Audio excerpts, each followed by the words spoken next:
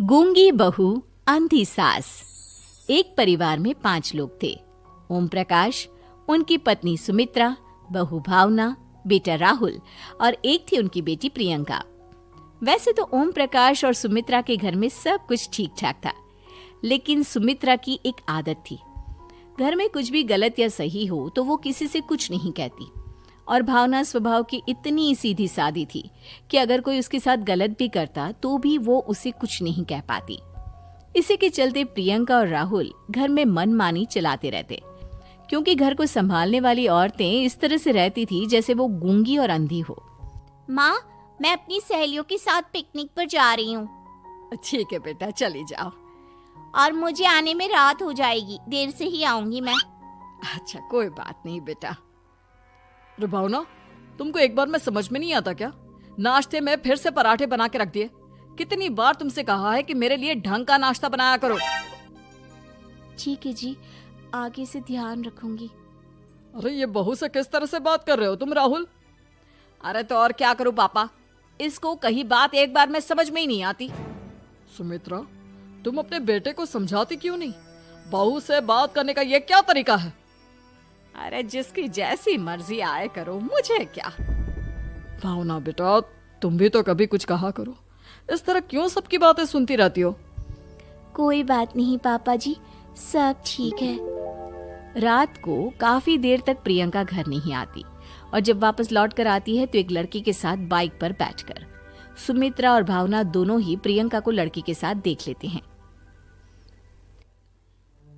आज तो जोर से डांट पड़ने वाली है, लेकिन मैं डर क्यों रही हूँ? माँ तो सब कुछ देखकर भी अंधी बनी रहती है। और रही बात भाभी की, वो किसी को कुछ नहीं बताने वाली। कहने को भगवान ने आवाज दी है, लेकिन गूंगी है गूंगी। अरे प्रियंका बेटा, इतनी रात को कॉलेज से लौट कर आ रही हो? कहाँ गई थी तुम? पापा, वो सहेली के घर पर थी, पढ़ाई करने के लिए रुक गई थी। अच्छा, ठीक है, जाओ अपने कमरे में जाओ और सो जाओ। सुमित्रा ने अपनी बेटी को एक लड़की के साथ इतनी रात को आते देखकर भी उससे कुछ नहीं कहा, और भावना ने भी इस बारे में किसी से कोई बात नहीं की। कुछ दिनों के बाद मामा जी का फोन आया था। उन्होंने प्रियंका के लिए कोई रिश्ता ढूंढा है। लड़के वाले उसे देखने आ रहे हैं। अरे मुझे नहीं करनी शादी वादी, किसी लड़की को बुलाने की कोई जरूरत नहीं है। ये तुम क्या कर रही हो प्रियंका बेटा? तुम्हारी शादी की उम्र हो चली है और तुम्हारे मामा जी ने बहुत अच्छा रिश्ता बताया है। पापा, अब जिद क्यों कर रहे हैं? और आप क्यों मेरी मर्जी के खिलाफ शादी कराना चाहते हैं? अरे माँ, इसको समझाइए ना। आपकी बेटी, आप तो बस चुपचाप सब कुछ होते हुए भी देखती रहती हैं। अरे तो क्या कहूँ, और मेरे कहने से क्या हो जाएगा? वैसे भी गलत क्या हो रहा है, सब कुछ सही तो है। भावना बहू, देखो तो प्रियंका हमारी बात नहीं समझेगी, लेकिन वो तुम्हारी हम उम्र है। क्या पता तुम्हारे कहने से उसे कुछ समझ में आ जाए। नहीं पापा जी, मेरे कहने से कुछ नहीं होगा। मैं प्रियंका को कैसे समझा सकती हूँ? वो ननद है मेरी, कहीं मेरी किसी बात का बुरा मान गई तो? सुमित्रा और भावना में से कोई भी प्रियंका को कुछ नहीं समझाता। इस बात से राहुल और ओम प्रकाश जी दोनों ही परेशान हो जाते हैं। और फिर जब लड़का प्रियंका को देखने के लिए आता है, मुझे आपकी बेटी बहुत पसंद है, मैं उसके साथ शादी करने के लिए तैयार हूँ। देखो, मुझे तुमसे शादी नहीं करनी, और ये बात जितनी जल्दी समझ में आ जाए अच्छा रहेगा। अरे तो फिर आप लोगों ने मुझे यहाँ बुलाया ही क्यों? माफ कर दो बेटा, वो हमारी बेटी जरा गुस्से में है। हम उसे समझाने की कोशिश करते हैं। हाँ, देखिए आप नाराज मत होइए, वो तो उसने बस ऐसे ही कह दिया होगा। अरे कोई ऐसे ही कुछ कहता है क्या? और ये आपकी पत्नी और माँ, ये दोनों इस तरह चुपचाप क्यों बैठे हैं, जैसे इस घर के मेंबर ही ना हो?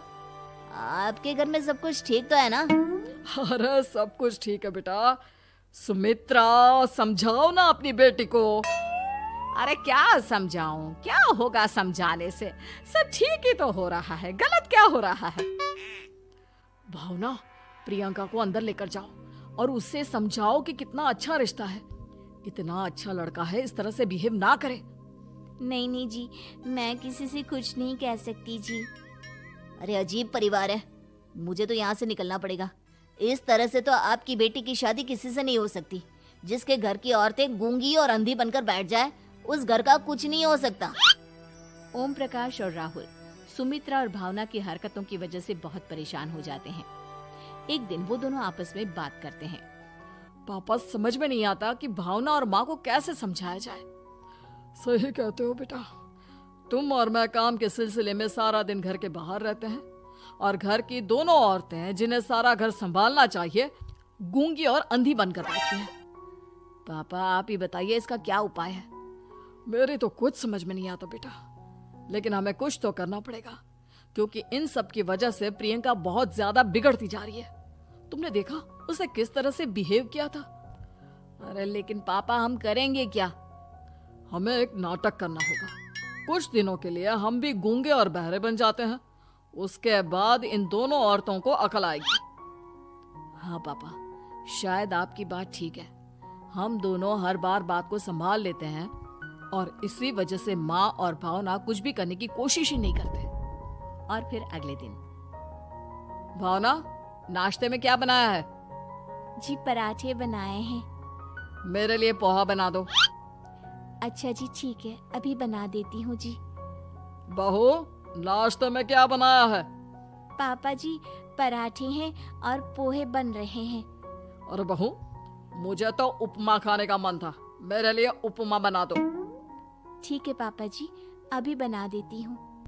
भाभी, जल्दी से जरा मेरा कॉलेज का टिफिन तो पैक कर देना। और सुनो, मुझे ना भिंडी की सब्जी खाने का मन है। सुमित्रा चुपचाप बैठी बैठी सब कुछ देख रही थी। उसने किसी से कुछ भी नहीं कहा और ये देखकर भावना को मन ही मन गुस्सा आ रहा था, लेकिन वो किसी से कुछ नहीं कह रही थी। उसे लग रहा था कि ओम प्रकाश जी, जो हमेशा उसकी साइड लेते थे, वो भी आज चुपचाप बैठे हुए थे। शाम के वक्त प्रियंका अपने बहुत सारे दोस्तों को लेकर घर आती है और उधर दूसरी तरफ से राहुल भी अपने ऑफिस के दोस्तों को लेकर घर आ जाता है। प्रियंका अपने कमरे में तेज म्यूजिक चलाकर डांस करती है और राहुल अपने दोस्तों के साथ बैठकर जोर जोर से हंस रहा था। प्रियंका और राहुल मिलकर पूरे घर को अस्त व्यस्त कर देते हैं, लेकिन भावना उनसे कोई शिकायत नहीं करती और सुमित्रा जी भी चुपचाप बैठी रहती है।